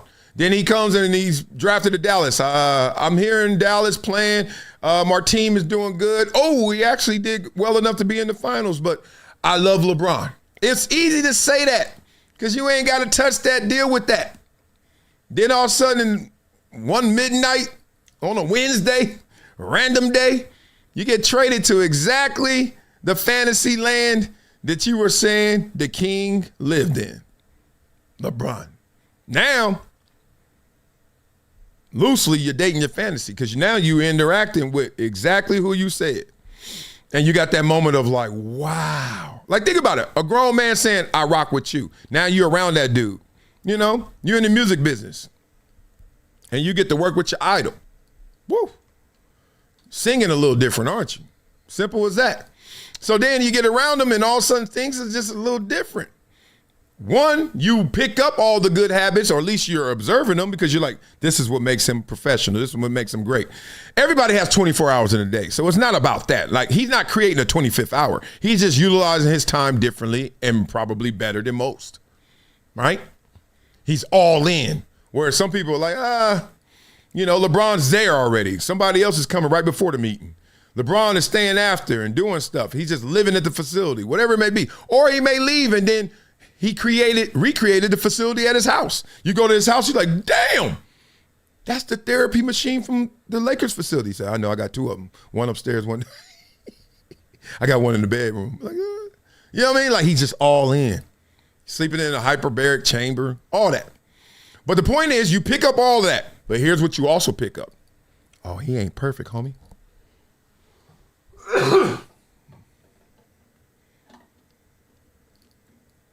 Right? You competing.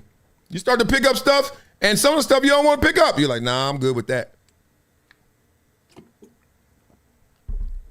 I'm just telling you the real. This ain't hate. This ain't cast of aspersions. This is just how it goes. You get up in there and you start saying, because look, it shows itself. The body keeps the score, as that book says. Your relationship keeps the score too, how you guys interact.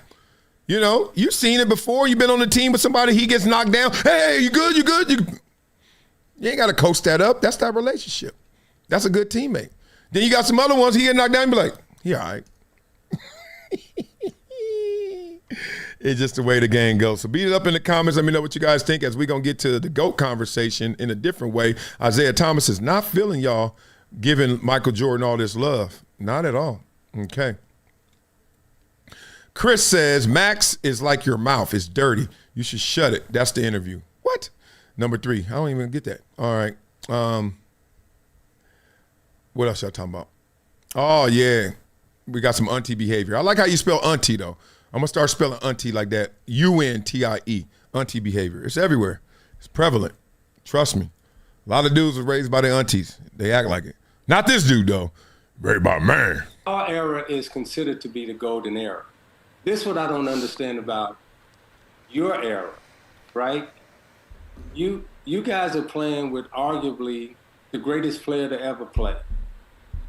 And excuse me when I say this, but y'all treat him like he ain't nothing. And I'm talking wow. Right? Y'all act like, well, y'all instead of pubbing y'all era up, y'all go back and say our era was the greatest. Oh, Michael Jordan was the greatest. Nobody could ever be greater than Michael Jordan, right? Okay, and then you turn around, but in your era, LeBron James sitting there, he holding every single basketball record.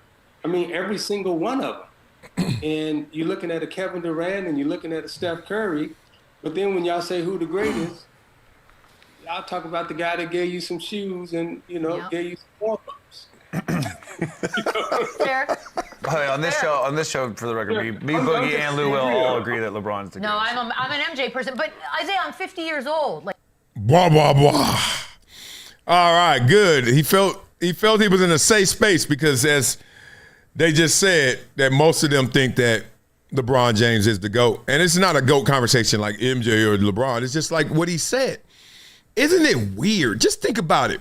You're playing now, and you have a case, an argument, a real case to make for you're playing with the best player ever, which will only help you in how you're going to be remembered in history. Right? Rising tide lifts all boats. Well, look at our tide.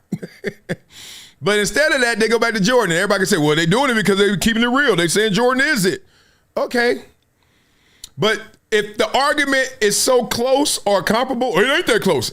The records say that it is. But the point is, if it's there, you're not even going to pump up your own. What are the laws of life? The first one, survive. What's the second one? Thrive, right? Come on. It's just weird. It's just weird.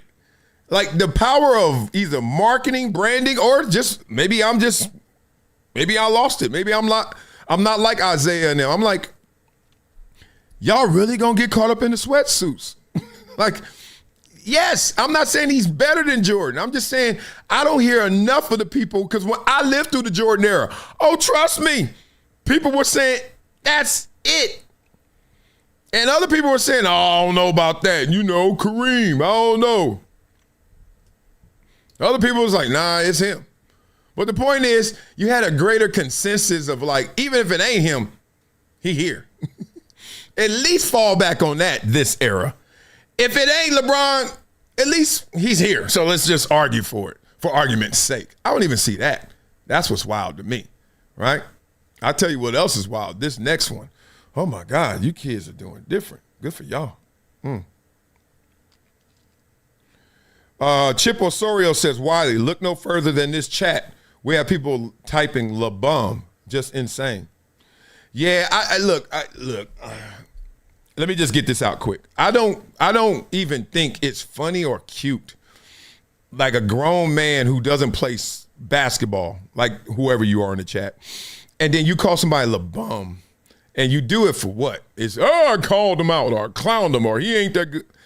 Dog, I think you're weird. I think you're auntie behavior, because if you saw LeBron, I don't think you're going to go there. But even if you did, that's even a weirder flex. Like, I'm going to see one of the greatest that ever did something that I actually love because I rock with basketball. You couldn't be mad at LeBron. You couldn't hate LeBron unless you had love for at least the game, right? You wouldn't even care, right? So you love basketball. You maybe even love LeBron, but you got a weird way of showing it. But you call him LeBum. That's fine. To you. To me, it's weird. But the point is, what do you get out of it? What is it scratching? What itch you got that your goal is to just troll them? Like there's some rappers that I love, and we're going to talk about it. We got one coming up.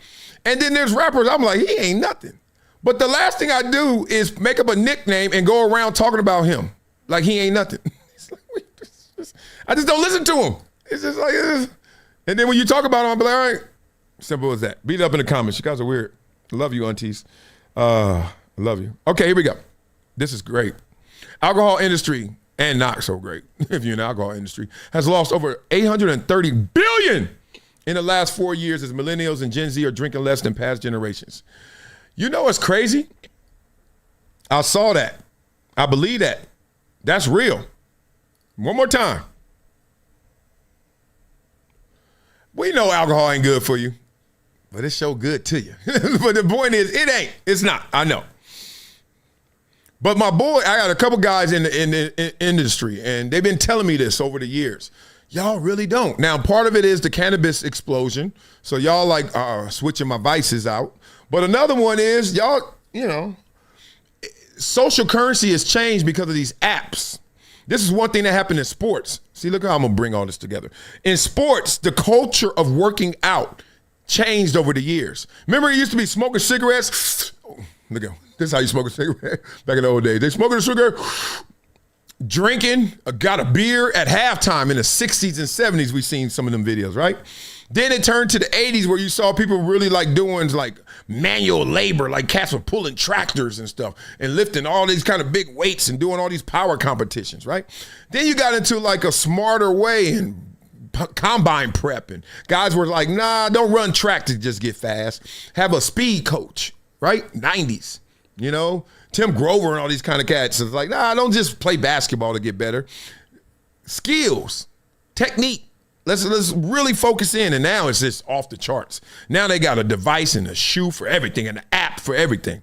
Track your motion, track your shoulder rotation centricity. You know what I mean? You're like, God dang. Here's the point. We're smarter, working harder, want to look better. Partly because you want to look fresh for the gram.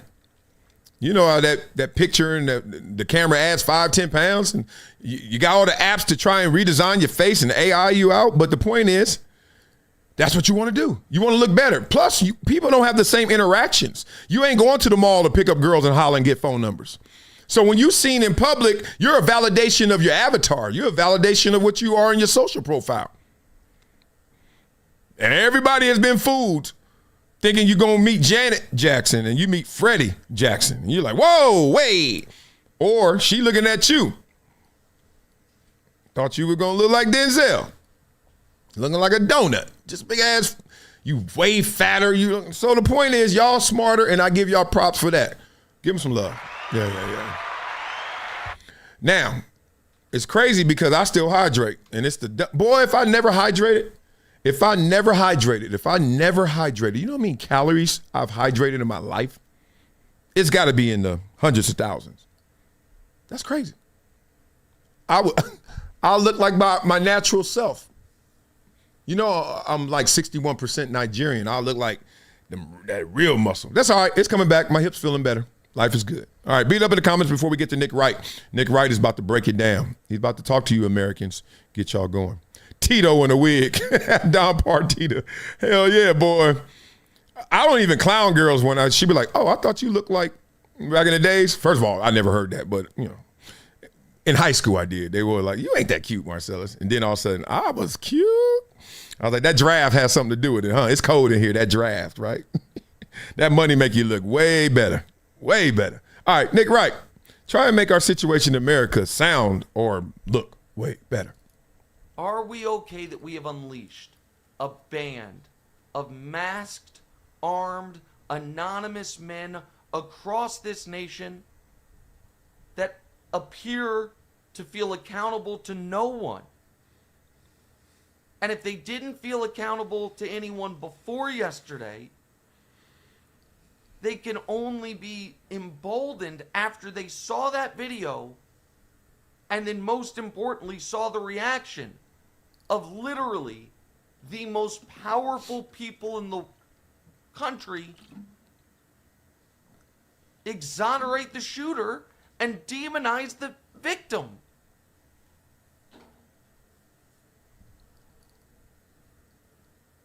Are we okay that we are a nation with foundational principles based in resisting an oppressive government, freedom of speech, freedom of protest, freedom of movement, innocent until proven guilty, and all that goes along with that. And none of that applies, evidently. If you happen to run into the wrong federal agent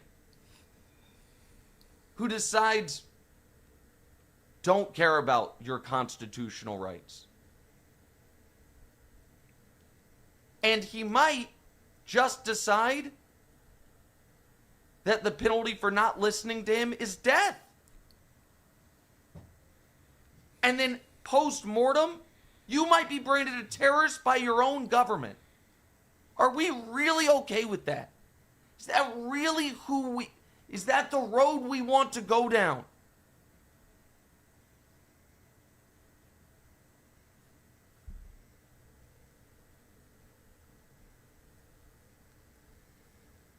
And lastly, and this is bigger than yesterday's tragedy, but yesterday's tragedy, and I feel terribly saying that. For that woman and her family, I understand nothing's bigger than yesterday's tragedy. I apologize. But yesterday's tragedy has once again shined a spotlight on this. Are we okay with there no longer being any type of shared morality amongst us as Americans that trumps our political affiliations? Now we're cooking. Are we okay that we currently live in a world where we can see a 37-year-old mother shot dead in the street, and we know when we see it, some people, including some of the most powerful people, will not only justify it, but try to convince you that you didn't see what you just saw? Are we okay with lying by the world's most powerful people becoming so brazen and commonplace that even when it's as black and white as the video of the shooting of Renee Nicole Good, that they believe they can instantly create an alternate reality where what we all saw on video is not what we saw on video? I'm not okay with any of it.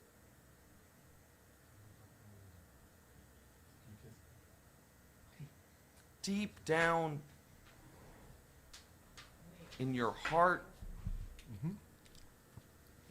in your soul, in the marrow of your bones,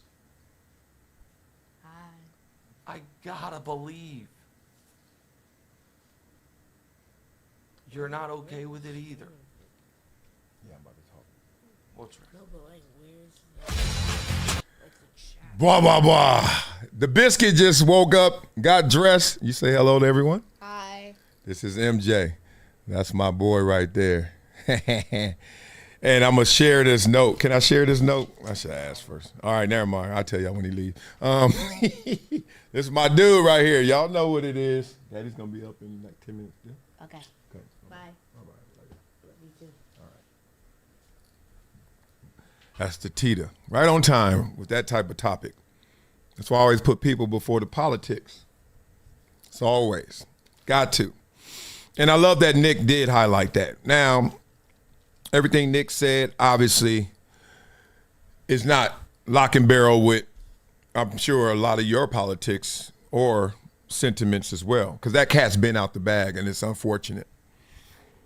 You can think of, these national tragedies that everyone knows about, whether it's Charlie Kirk, you could talk about the lady just now, or some other incidents where it's almost the postmortem, the celebration, or the agony. It's like almost like people are turning into sporting events. We won, you lost. And we forget the game that's really being played of life, where you're supposed to survive and then thrive, and we're supposed to all be rooting for each other instead of against each other. And I don't play that game. I just don't. I just had a conversation yesterday with two of my best friends, and we were just talking about that. The people who do play that game, how they have no role in my life, or their role in my life is diminished because I'm not going to a place where your argument, your side, your belief, whatever it may be, I don't care what the issue is, you're going to sit there and also I'm going to lose you. No, I understand. You're going to, at the end of the day, no matter how much you argue and yell and the barbecue and you throw liquor at each other and you throw all these attacks at each other verbally, mentally, emotionally, you can do all that. Guess what? The only way you solve this is going into a voting booth and placing a vote. And you only get one. and I get one. And that doesn't mean that that's going to go in your favor. It just means, why are you arguing? Why are you beefing? Why are you really going there with your politics when you're going to lose the person? We all in the same gang. Remember that song? But nah, it's a lot of aunties out there, real ones and fake ones. And boy, it's crazy. No matter what you got going on in your life, people will be emotionally controlled. The EQ of our country is lower than I've seen it in my lifetime. Now, in part, let me just be real as we do on this show. It's in part because now in my lifetime, I'm exposed to more than ever. On that device, I see these incidents where before growing up, if they occurred, when they occurred, I didn't know about it. So that access is telling us way more. We're so much more informed, which could be to our detriment. You know too much, right? You're overthinking it. You're overdoing it. Every little thing you got a little reaction to. Every little thing you tweet about. Everything you reposted. For what? Take your ass home and take care of your itty bitties. Make them better than you. Die. That's life. Watch The Lion King. See how that went? Do that. Stay in your pride. Relax. Help each other. Root for each other. Who cares if you win? Who cares? Who even thinks that's a flex? I just destroyed them in that debate. Did you see that? Okay, I know that felt good, yeah. But did you destroy the person? Because I tell you, like my therapist said, never get into an argument with someone you love, because now you just created a loser. Don't win it. Because if you won, they lost. Are they a loser? No. So you're not supposed to be engaging in battle. You're supposed to be engaging in understanding. Oh, that's why you think like that. Oh, well, I don't think like that. And they're supposed to say, oh, why? Instead of, oh, you dumb. Oh, you stupid. Oh, you silly.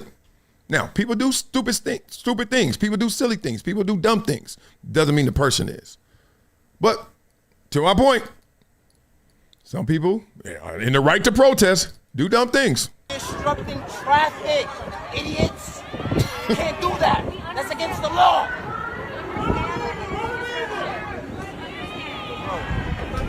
Wilding, I'm not to start throwing fists at y'all, bro. I'm not gonna run y'all over. Get away from my car, bro. Okay,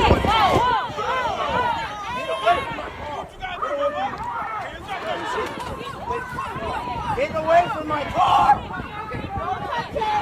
Bro, get away from my car. I have a daughter in Brooklyn. Don't touch him. Get in your car. Get the fuck out of the way. Run him over. Don't touch him. Get out of the way. I have to get home. You hear all that? Run them over. Don't touch them. Cheers and boos. My team, your team. Man just trying to go see his daughter. Pick up his daughter. Just like my son came in here. Imagine my son across town. I'm trying to get there. And because you all amped up, and I understand you have the right to protest, but peacefully protest. That's not peace. That's not keeping the flow of traffic, etc. I'm not going to go too deep. But you see this? My son wrote me a note. Why did mom take my iPad? There he is, right there, nosy little boy. Do you know where it is? I do. There's about to be more itty bitties in here. Where? I'll tell you later. Okay. I love you. Make sure your sister's up. Yeah. Okay, get them up. Say bye-bye. Bye. Now you ain't getting it for another day. Let me stop. My wife and I have different ways to discipline, right? I discipline with a smile because I ain't got a frown to get you to do something. I'm that coach. There are different types of coaches. There's a Parcells who gonna yell, who gonna make you think, oh, if I don't do this, I'm about to get killed. He about to go at me. And then there's the ones that do it with a smile. You know what I mean? You're gonna do it. Don't worry, I know you're gonna get it done. So let's not lose people. Let's not lose each other in the process of trying to live our life. All right, that's it.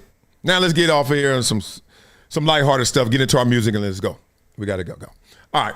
Y'all got to have fun with this one. How many of y'all have used these? And we're going to have fun real quick. Boy, don't need no iPad. He can't even close the door. God dang. All right, here we go. Tell me if you have. Let's go. Use the rotary phone. Yes. Use the floppy disk. Yes. Use a typewriter. Yes. Typewriter champion, 1988 I am. 82 words a minute, only one error. Seriously, I'm a national typewriting champion. Google me. Taking photos with a film camera. Yes. Listen to music on a CD. Yes. Cassette tape. Yes. Vinyl. Yes. Walkman. Yes. Boombox. Outside. Absolutely yes. VHS. Yes. Sent or received the fax. Yes. Recorded music from radio to cassette. Absolutely yes. Rented a video from Blockbuster. Yes. And they could have bought Netflix. Oh, they messed up. Access to internet by dial-up. AOL. Yes. Use the phone book. Absolutely. Both yellow and white pages. Oh, you had to look up her name and number in the white ones. Yes. Sent the postcard. Still do. Use the paper map to get somewhere. I might ace this test. Yes, went to 7-Eleven, had to get it out. Where we go? Make a right up there at Yellowstone. Yes. Owned a dictionary. Yes. Owned an encyclopedia. Funk and Wagno. Still got them. Yes. Paid with a paper check. Yes. I'm officially old. And I'm proud. And I'll be damned if some little youngster try to get in my way while I'm showing my old self how to live. Man, damn. Oh, I can't stand people when they won't let me be who I want to be. Okay. All right. I got to get this out. This is going to be super quick. Kanye West got a new album coming out. Do y'all want to check it out? Here's the thing about it that I thought was fascinating. Okay.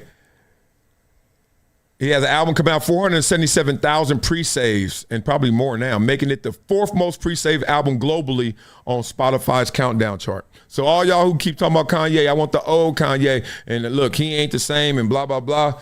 Kanye's still Kanyeing. There's people out there still rocking with Kanye. Okay? Real spit. Okay, and now, I got one more topic, but I ain't gonna do it. I can't do it. This topic gonna take me too long. We gotta come back tomorrow. We gotta talk about this Andre 3000 topic, and I can't believe people are going there on 3K.